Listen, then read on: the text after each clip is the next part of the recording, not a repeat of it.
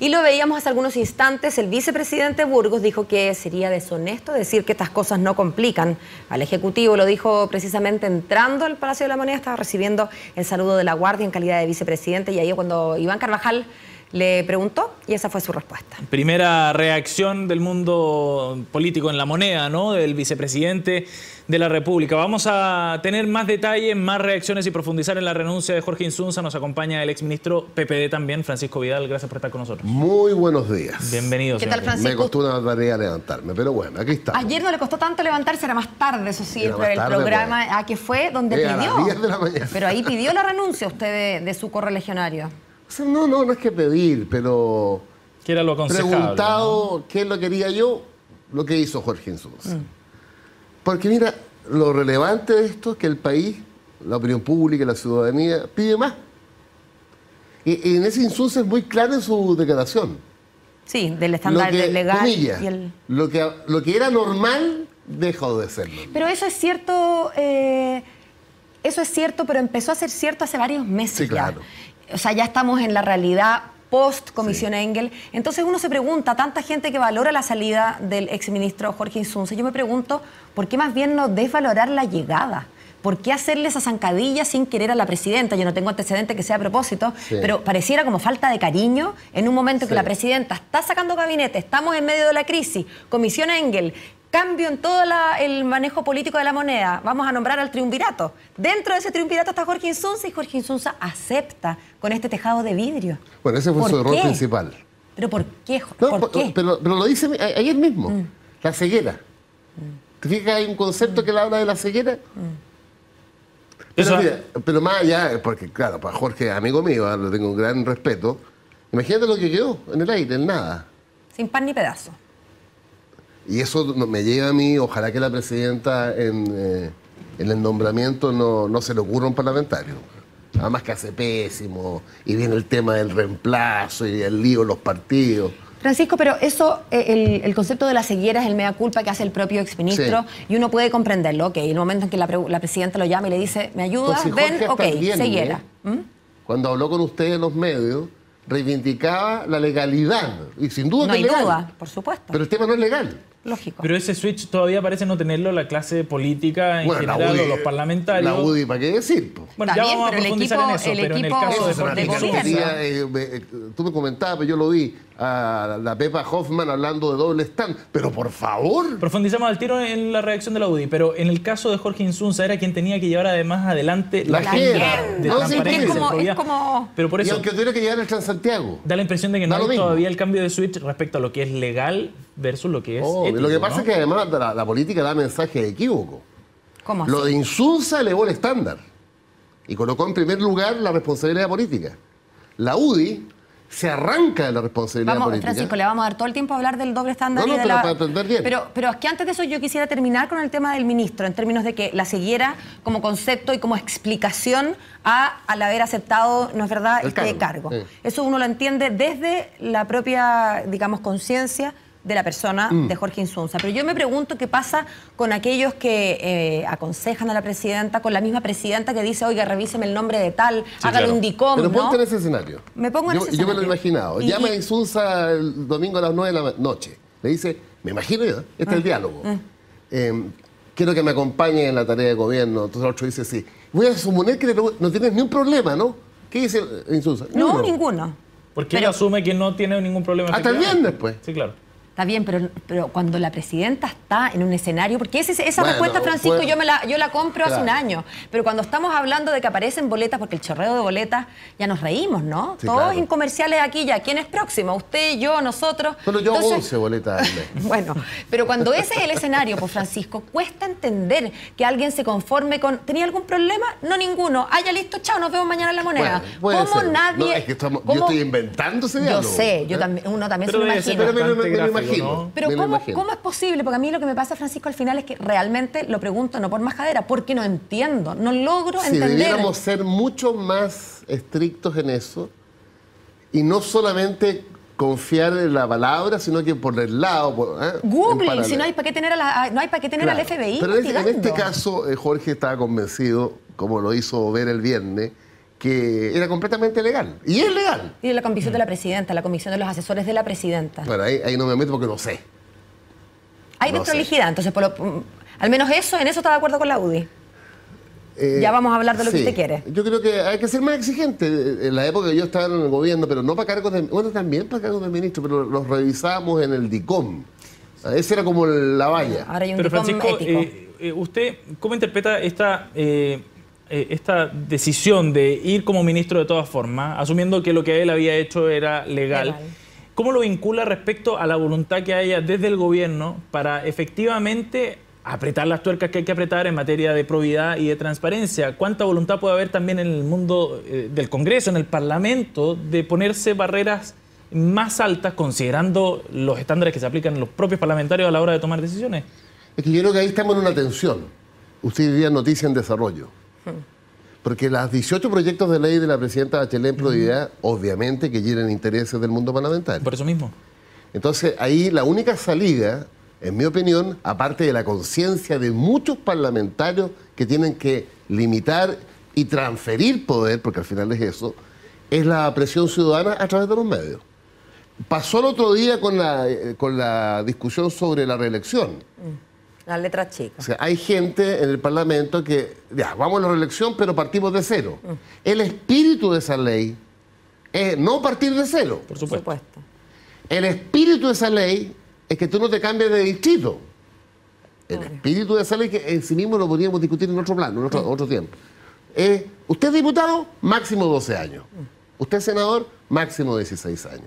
¿Sabe cuál es el temor que tengo yo? De que pasada este proceso de legislación y de recoger las recomendaciones de la Comisión Engel y de avanzar en materia de probidad, quedemos en el mismo punto o muy cerca del mismo punto que estamos hoy día o hasta antes de todo No, escándalo. porque hay cosas radicalmente distintas. ¿Cuál? Se aprobó en la Comisión de Constitución, Legislación y Justicia y pasó seguramente a Hacienda el corazón de la ley de partidos y candidatura. Por ejemplo, el que hace trampa pierde el cargo. Hablemos de O sea, trampa.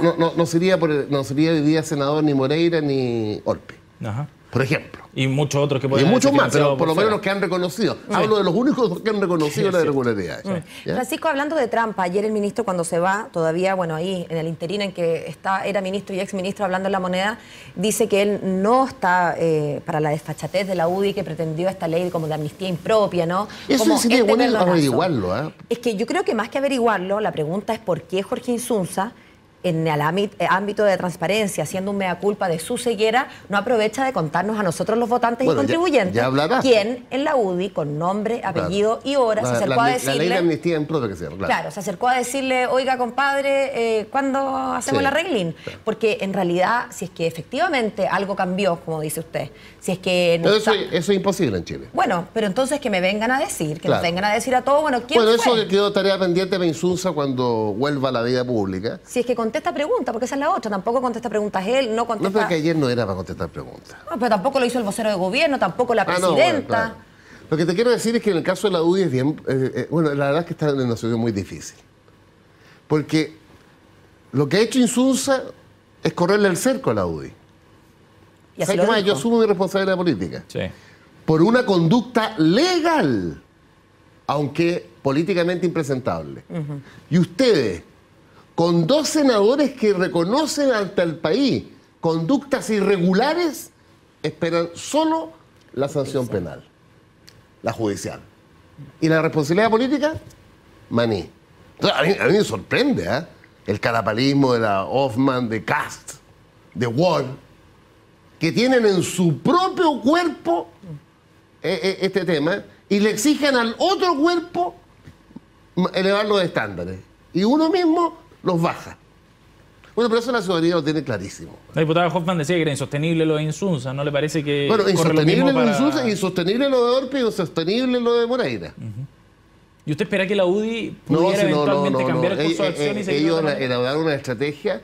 Además, en el cambio presidente ganó Novoa en la composición de la dirección de la UDI. O sea que la Raín... Y Novoa está literalmente en la rebelión. O sea que la Raín es como un emisario de... No, la reina es un vicario enorme de- esfuerzo, yo de lo conozco, Novoa. tengo mayor respeto por él, pero claramente yo lo veo incómodo.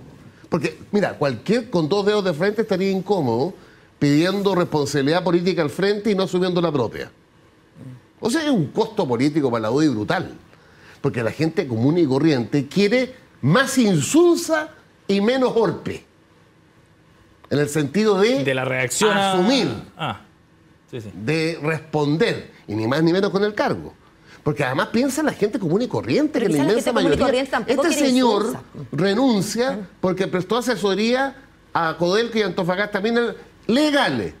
Y el otro señor reconoce 260 millones de pesos en mensualidades. Es que yo creo, Francisco, que yo difiero con usted, yo creo que la gente no quiere ni UDI en ese caso, no. ni Insunza. No, pero usted hace la comparación. Está bien, si nos queda claro que lo de la UDI no tiene mucho, no resiste mucho análisis, pero lo de Insunza, volviendo a eso, muy legales serán las asesorías, pero es impresentable en grado superlativo, que un presidente de la Comisión de Minería es que llega a ser para la risa. Claro. O para llorar. Todo tremendo. Francisco, estamos en la tormenta perfecta. Pero no salimos. Y para el PPD también se le pone la pista bien pesada, ¿no? Considerando los antecedentes de la salida de Peñailillo, la forma en la que sale, las críticas que han llegado desde las vacilaciones nuestras en el sentido de apoyarlo, no apoyarlo, más o menos. Después, bueno, yo lo apoyo porque lo conozco mucho. También viene ahora el proceso de nombramiento del nuevo ministro de la SECPRES, que probablemente el PPD va a defender su cupo ahí. ¿Cómo resuelve eso? Sería bueno explicarle a los televidentes, Eso no está escrito en ninguna parte. La presidenta tiene toda la libertad. Lo que sucede es que desde el año 90, los 3 ministros con oficina en la moneda son de los 3 partidos más grandes, por así decirlo. Con respeto para los radicales. PPD de 6 PS. Exacto. Así claro. Siempre así. El vocero hoy día es PS, el ministro del Interior es DC y le queda el cupo entonces al PPD. Claro. ¿Cuál debería ser la decisión que adopte el PPD en ese sentido? ¿A quién nominar? Es que el PPD, cualquier partido es maní en el régimen presidencial chileno. Bueno, pero algo tendrá de injerencia en los nombres que puede presentar a la presidenta. No es así. Ok, pero ¿saben lo que no es maní, Francisco? Ustedes quizá... La presidenta decide. Está bien, la presidenta decide, pero quizá la decisión de ustedes como partido es decir a todos los militantes, oigan, atención, a cualquiera de nosotros que reciba un llamadito de la presidencia, por favor que tenga bien hacerse un examen de conciencia, en serio. El techo blindado. Bueno, y lo van a hacer un llamado al interior de las filas, por último. Es que eso ya, bueno, pero no hay nada obvio. Es que ya no hay nada obvio aquí. Por eso me pregunto, van dentro del PPD, pero lo van a hacer, van a sugerir a la gente del PPD que la cuota legal no es lo que tienen que tener en cuenta cuando la jefa les diga, ¿tiene problemas? Esto es un problema de conocimiento en general. En un régimen presidencial, los partidos tienen re poco que decir. En algunos minutos los presidentes piden terna, quina, cuaterna.